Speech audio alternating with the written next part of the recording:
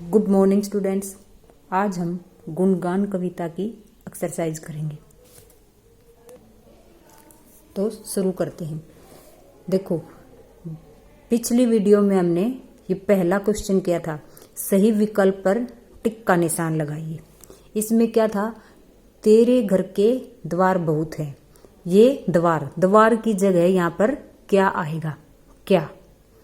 ये द्वार गलती से लिखा गया है, इसलिए यहाँ क्या आएगा? ये क्वेश्चन पिछली वीडियो में हो चुका है। अब आगे करते हैं। कविता की पंक्तियां पूरी कीजिए। द्वारपाल वह दिखलाते हैं, कुछ ही जन जाने पाते हैं, से सभी धक्के खाते हैं, क्यों कर घुसने पाँव में। द्वारपाल वह दिखलाते हैं, तो इससे आगे क्या आएगा? कुछ ही जन जाने पाते हैं, से सभी धक्के खाते हैं। द्वारपाल क्या होता है? पहरेदार। जो दरवाजे के बाहर पहरेदारी करता है उसे द्वारपाल बोलते हैं। द्वारपाल वह दिखलाते हैं। द्वारपालों के भय के कारण कुछ ही आदमी अंदर जाने पाते हैं और शेष सभी धक्के खाते हैं। तो भक्त बोलता है, तो मैं अंदर फिर कैसे घुसने पाऊं।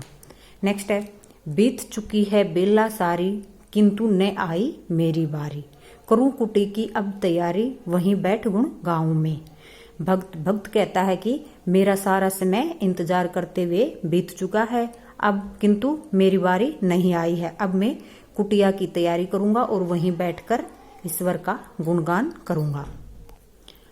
क्वेश्चन नंबर 3, कविता की पंक्तियों को क्रमानुसार व्यवस्थित कीजिए। जो ये पंक्तियां हैं इनको क्रम के अनुसार लिखना है। फर्स्ट नंबर पे कौन सी आएगी, सेकंड पे कौन सी, इस तरह। जो ये पंक्तियां हैं, कैसे भीतर जाऊं मैं, क्यों कर घुसने पाऊं मैं, तेरे घर के द्वार बहुत हैं। तो कविता की पहली पंक्ति कौन सी है? तेरे घर के द्वार बहुत हैं। फर्स्ट पर आएगी तेरे घर के द्वार बहुत हैं। सेकंड पंक्ति है कैसे भीतर जाऊं मैं। थर्ड पंक्ति कौन सी होगी? क्यों कर घुसने पाऊं मैं। फोर्थ पे आएगी बीत चुकी है बेला सारी, और फिफ्थ वहीं बैठ गुण गाँव में।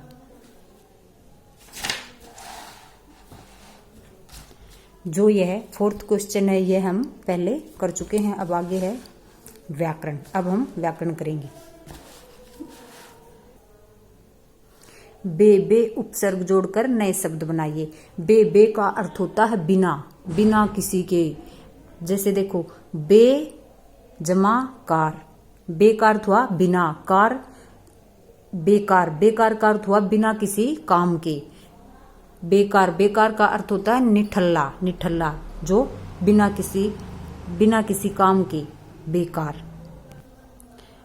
बे प्लस सहारा, बे का अर्थ हुआ बिना, सहारा बिना सहारा के। जो बेसहारा होता है उसे बोलते हैं बिना सहारा, जिसका कोई सहारा न हो। बे प्लस रहम, बेरहम, बे प्लस रहम, बेरहम होता है निर्दयी, जिस हृदय में दया न हो, बिना दया के, बेरहम। नेक्स्ट है बे प्लस हिसाब, बेहिसाब, बिना हिसाब के। क्या बन गया? बेहिसाब, बिना हिसाब। बेहिसाब अत्यधिक। बे प्लस हद, बेहद, जिसकी हद न हो, बेहद, जिसकी कोई हद न हो, बेहद, अधिक, बहुत अधिक। बे प्लस दर्द, बेदर्द, जो दूसरों के दर्द को न समझे वह होता है बेदर्द। क्वेश्चन नंबर 2, पेड़ पर से अनेक शब्दों के लिए एक शब्द छांट कर लिखिए।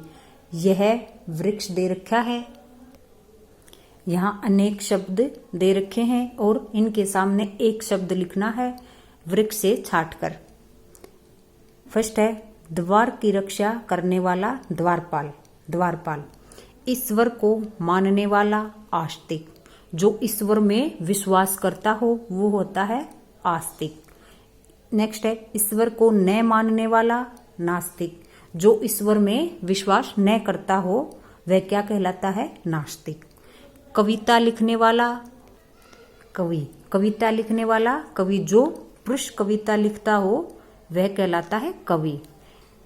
कविता लिखने वाली जो स्त्री कविता लिखती हो वह कवित्री। अगला क्वेश्चन है, निम्नलिखित वाक्यों में रेखांकित शब्दों के विलोम शब्द लिखिए। यहाँ पर वाक्य दिए गए हैं और इन वाक्यों में से शब्द रेखांकित कर रखे हैं। इन शब्दों के विलोम शब्द बताने हैं। विलोम शब्द होते हैं किसी शब्द का उल्टा अर्थ बताने वाले। तेरे घर के द्वार बहुत हैं।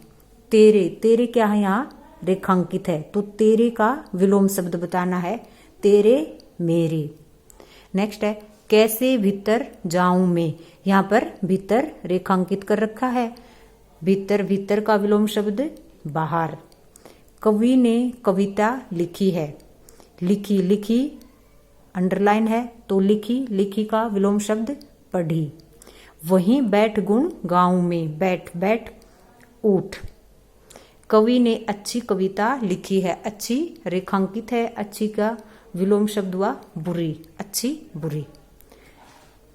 आगे है, खेल में ईश्वर के अस्तित्व को दर्शाने वाले चित्रों में रंग भरिए। यहाँ पर कुछ चित्र दे रखे हैं, इनमें रंग भरना है आपने।